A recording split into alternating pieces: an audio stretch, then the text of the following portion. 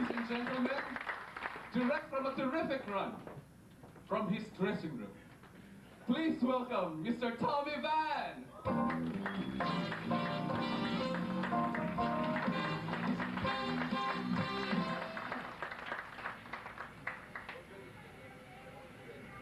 Film of good evening, staying within the realm of radio. And in the early days of radio, the early 30s and 40s, like the United States had a lot of radio going for it, a lot of dramatic shows, and of course I think about every fourth or fifth show was a cowboy show of some kind. Roy Rogers, Gene Autry, so on and so forth. And tonight I'd like to take you back to those good old days and recreate one of those great cowboy shows. How many of you remember the Lone Ranger? Go yay! All right. I am going to recreate that original broadcast of that very first Lone Ranger show right here tonight on this stage by myself. Miss Shaw, you say? Well, I'm going to play the radio announcer. I'll be the Lone Ranger and Tonto. I'll be the horse's Silver and Scout. I'll be Butch Cavendish and his gang of killers. I'll be the townspeople. I'll be the burning wagon. I'll skip the burning wagon. And what I want you to do, well, let me give you a thumbnail synopsis of what started that original show. There were 6 Texas Rangers that rode out looking for Butch Cavendish and his gang of killers. Now, they were a bad bunch of guys. Now, the Lone Ranger wasn't even lone at that time. These 6 Rangers rode out, and they had with them a scout whose name was Collins. Now, he led them into this canyon where they got shot up in an ambush. They got their tuchus shot off by Butch Cavendish and his gang of killers. Now, 5 of them died, 1 of them lived. Now, this Indian fellow, whose name was, very good class, came along, buried the 5 that were dead, and nursed the other guy back to health, and gave him his name, Lone. And that's what he became known as, Lone Ranger. That's why he signed his checks, Lone Ranger. Now, what I want you to do is pretend that you're just a small child, and you're out in the backyard playing, and your mommy hollers out the back door, says, "Sweetheart, it's radio," and you came running in. And she set up your little radio tray in front of that big old radio over there, and you did, and you looked at that radio, and she went out in the kitchen, got in the ice box, because most of the time we couldn't afford refrigerators back in those days, and got out a little frozen radio dinner. Didn't have them either, did we, huh? Well, ladies and gentlemen, we take you back to yesterday. This is what you might have seen.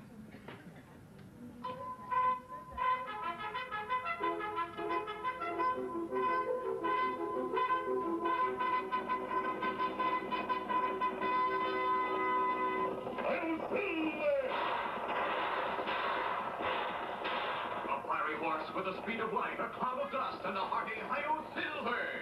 The Lone Ranger.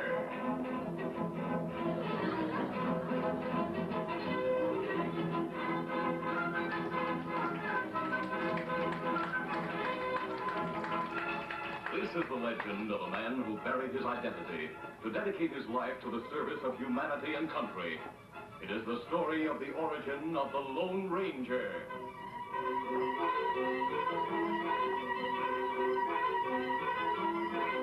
Early settlers in the West had to be brave men and women, ready to fight for their lives at any moment.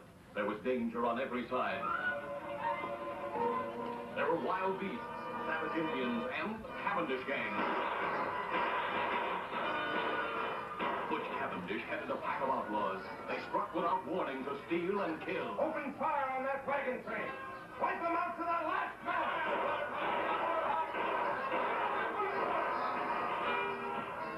The Cavendish gang attacked ranches and towns as well as wagon trains. Everyone feared Butch Cavendish. His gang grew rich and powerful.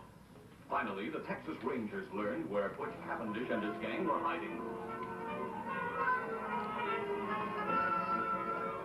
6 Texas Rangers guided their horses along a canyon floor to arrest the Cavendish gang.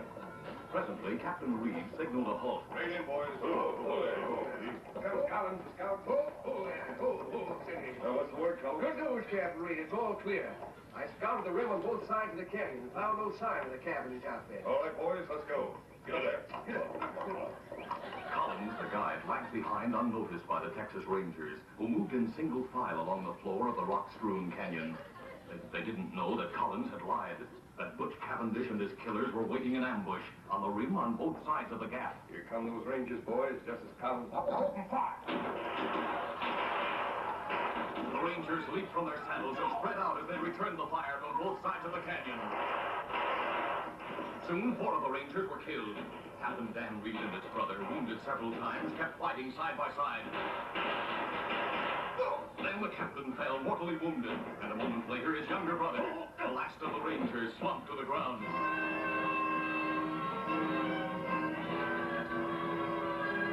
The outlaws waited and watched for any sign of life from the Rangers, then rode away, convinced that all 6 men in Bryant's Gap were dead.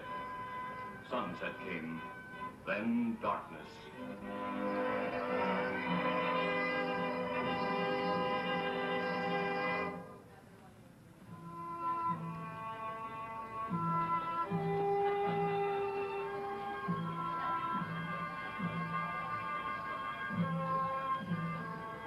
That night, an Indian examined the bodies by moonlight. After examining the first 5 men, he muttered softly, Then he came to the 6th man, the younger brother of the captain. And this man, alive. The Indian lifted this man tenderly in his strong arms and carried him to a nearby cave where he bathed and dressed the wounds. The Indian called on all his knowledge to treat the wounded man. He went day and night without rest.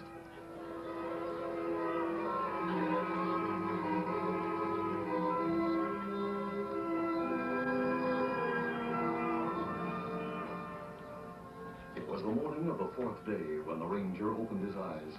And for the first time, the Indian saw them clear and calm. Are you awake? Me glad. Yes, but so weak. You wounded, man. I remember an ambush. Isn't that right? Me find you in canyon. Carry you here to cave. It's daylight. It's morning. Then I must have been unconscious all night. It's several days since fight in canyon. Several days. Ah. There's something familiar about you. You remember? Many years ago, you only boy. You find Indian boy in trouble. You saved life, the Indian boy. Yes. Your name is Tonto. That right? Years ago, you called me Kimosabe. That right. And you still Kimasabi. It means... Who remembers what it means? No, it's a Apache Indian for horse's butt. There were 6 of us in that canyon. The others. What about the other rangers? Other ranger. All dead. Dead. Ah. One was my brother. You only ranger left. You lone ranger. The Lone Ranger. Tonto, those killers know me by sight. If they know one man escaped, they'll look for him. And them not know one escape. Tonto bury 5 men. Make 6 graves. Crook think you die with others. Good. Then my name shall be forever buried with my brother and my friends. From now on, my face must be concealed. A disguise, perhaps. Or a mask. That's it. A mask. I'm the only one who knows about the Cavendish government. With your help, Tonto, I'll get every one of those crooks. In the ranger's eyes, there was a light that must have burned in the eyes of knights in armor. A light that through the ages lifted the souls of strong men who fought for justice, for God. I'll be the Lone Ranger.